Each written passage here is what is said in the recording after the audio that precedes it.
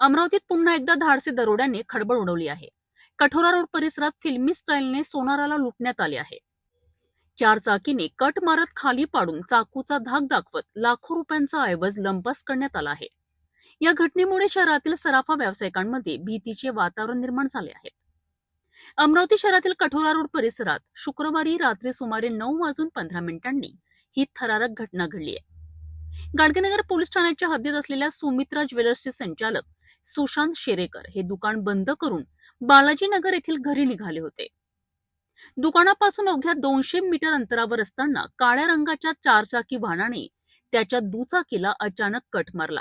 यामुळे ते रस्त्यावर कोसळलेत. त्याचवेळी वाहनातून उतरलेल्या 3 ते 4 आरोपींनी चाकूचा धाक दाखवत त्यांच्या जवळील बॅग हिसकावून घेतली आहे. या बॅगेत अंदाजे 450 ग्रॅम सोने आणि 1,30,000 रुपये रोख रक्कम असा एकूण 36,37,000 रुपयांचा ऐवज होता, अशी माहिती समोर आली आहे. दरोडेखोरांनी काही क्षणातच घटनास्थळावरून पळ काढला. घटनेची माहिती मिळताच पोलिसांनी तात्काळ घटनास्थळी धाव घेतली. परिसरातील सीसीटीव्ही कॅमेऱ्यांची तपासणी सुरू असून आरोपींचा शोध घेण्यासाठी 12 विशेष पोलीस पथके तयार करण्यात आली आहेत.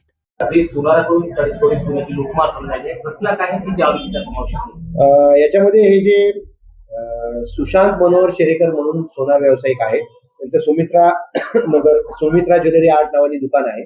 त्या ठिकाणाहून ते रात्री 8:30च्या सुमारास आपल्या दुकानातला माल जो आहे साधारणपणे 459 ग्रॅम म्हणजे 45-45 तोळ्याच्या आसपास तो घेऊन त्यांच्या मोपेडच्या डिकीमध्ये टाकून स्वतःच्या घराकडे निघाले होते. जसे ते आतल्या लेनमध्ये वळले त्यावेळी त्यांच्या मागून एक काळ्या रंगाची कार आली.